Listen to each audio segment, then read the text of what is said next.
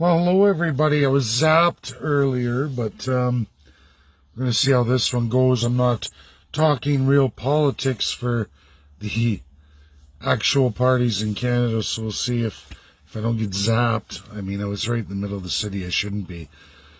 But I'm going to go into this because I get this message all the time, more and more often, in fact, and people say, who do I vote for, Dave? Who do I vote for? Well, for one, I don't tell people how to vote. I'll tell you that right now.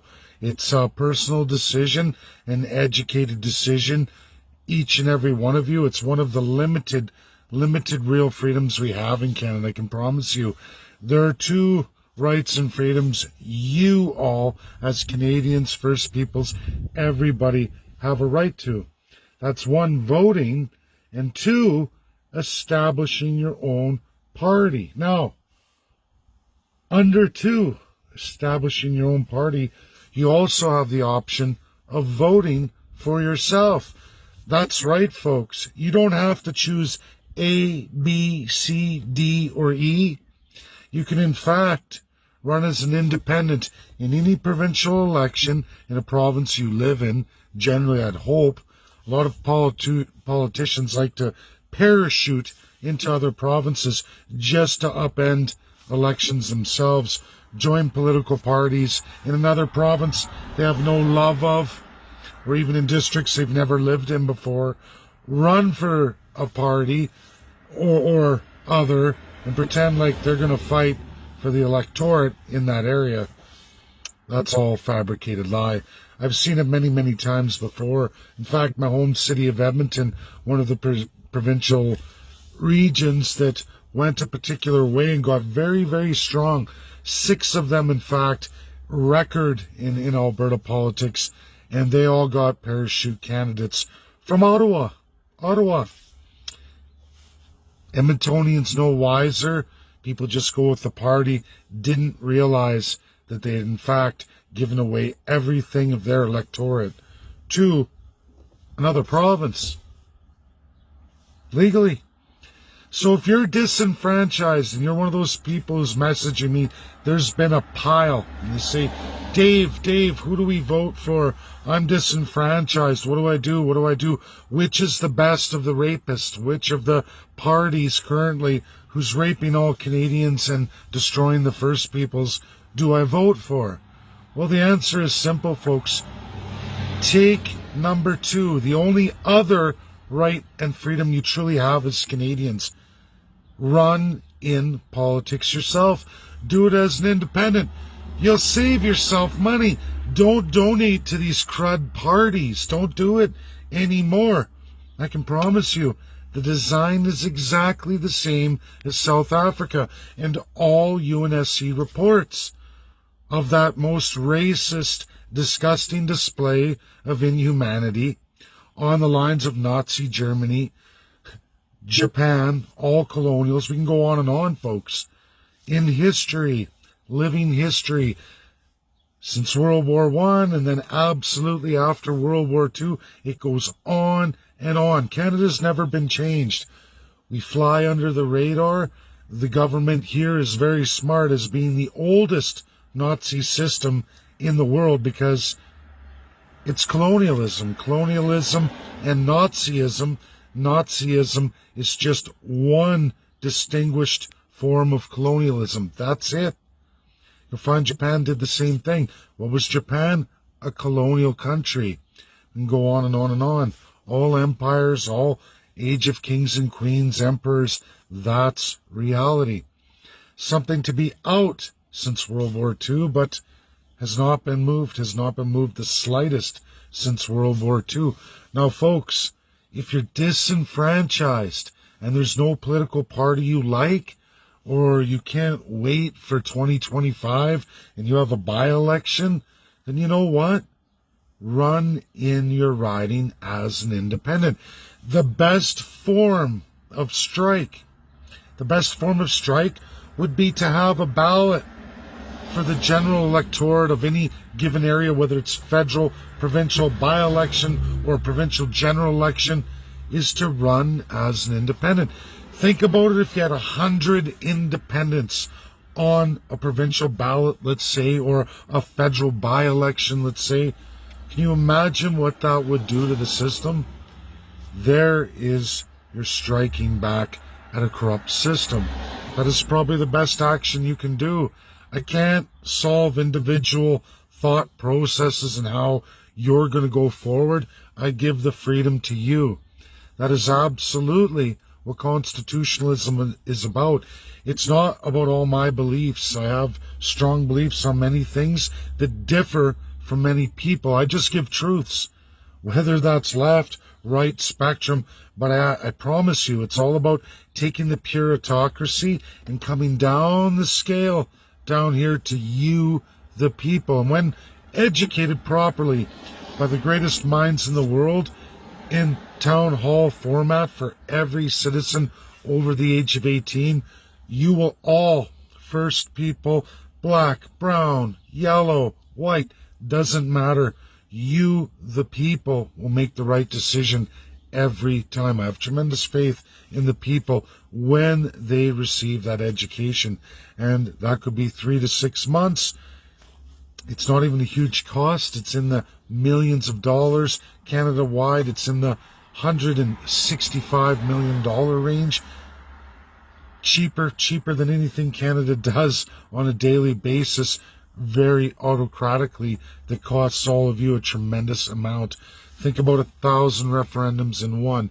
Now, that will be the platform released for the PPC, or PCC, sorry, when we run in 2025 and the year before that. But there is no point in me running that now. There is no point. There's not going to be an election till 2025. I will go by the Rick drop. We'll have everything in place. But to go running off cockamamie now, you go boom every time. That's reality. All political scientists and those inside party systems know this to be credible, true, and real. That's why I give the video on the man baby Jason Kenney, because that's what he's doing to destroy his own party.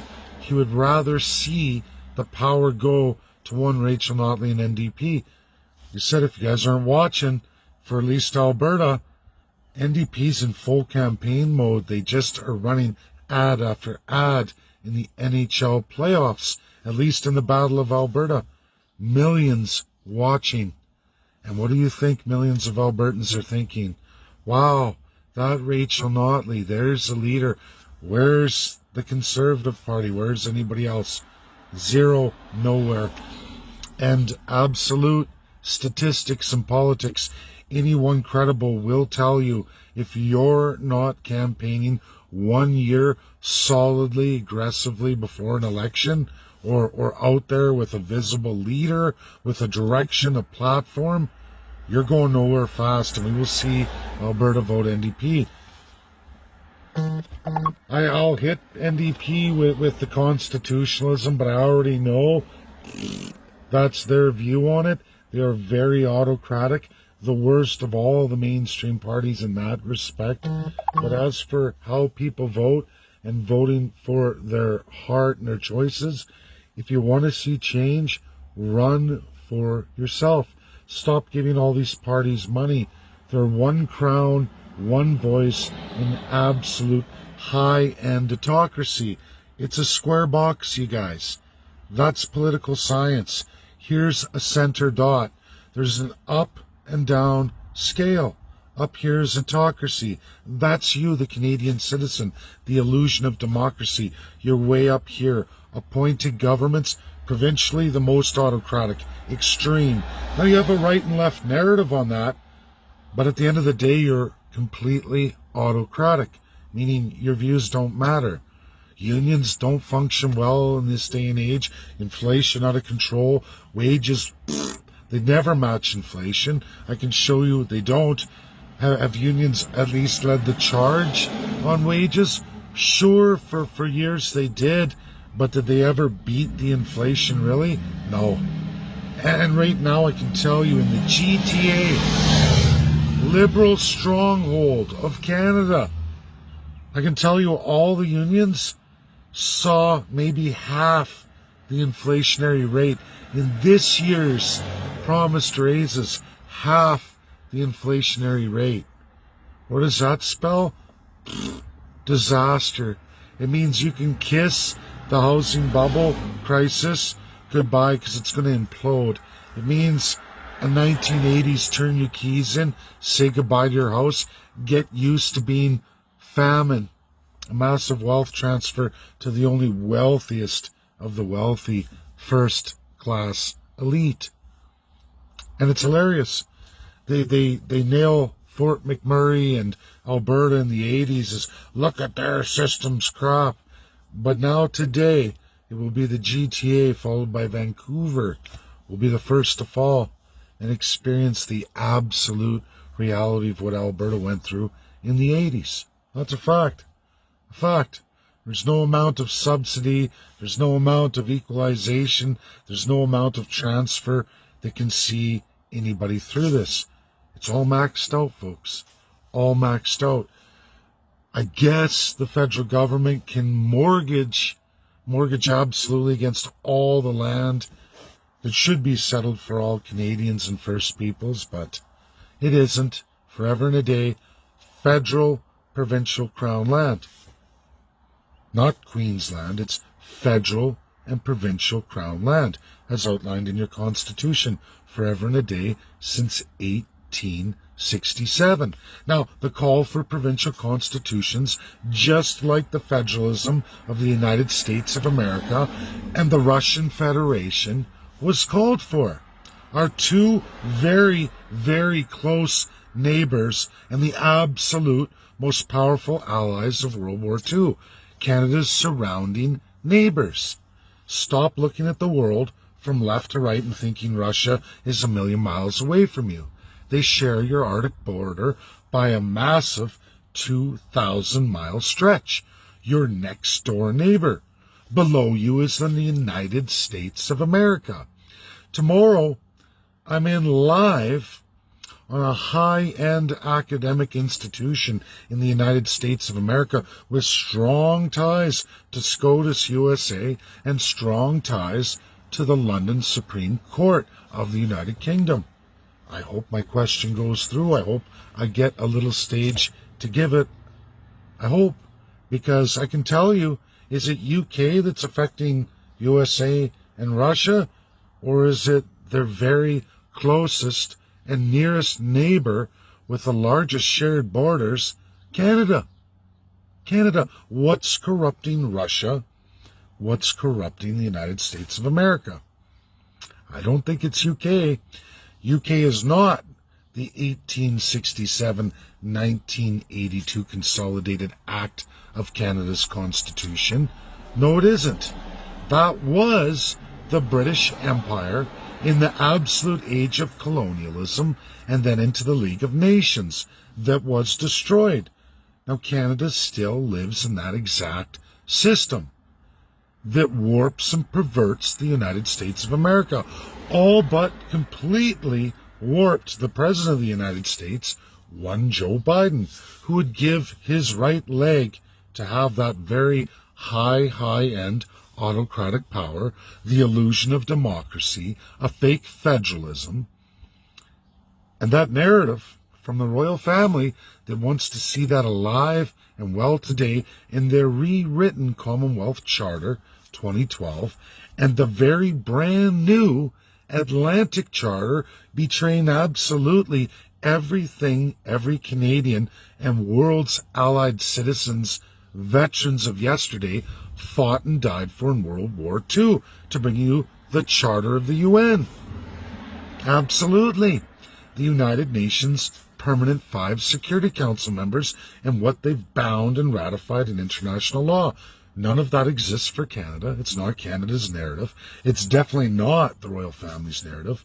So they threw away the historic Atlantic Charter 1941. They threw it away. They threw away the Russian Yalta Conference of those same allies, threw it away. Now we see all of a sudden there's a new narrative led by the royal family, supported by the number one payer, Canada One, Manchester, United Kingdom, Canada the country.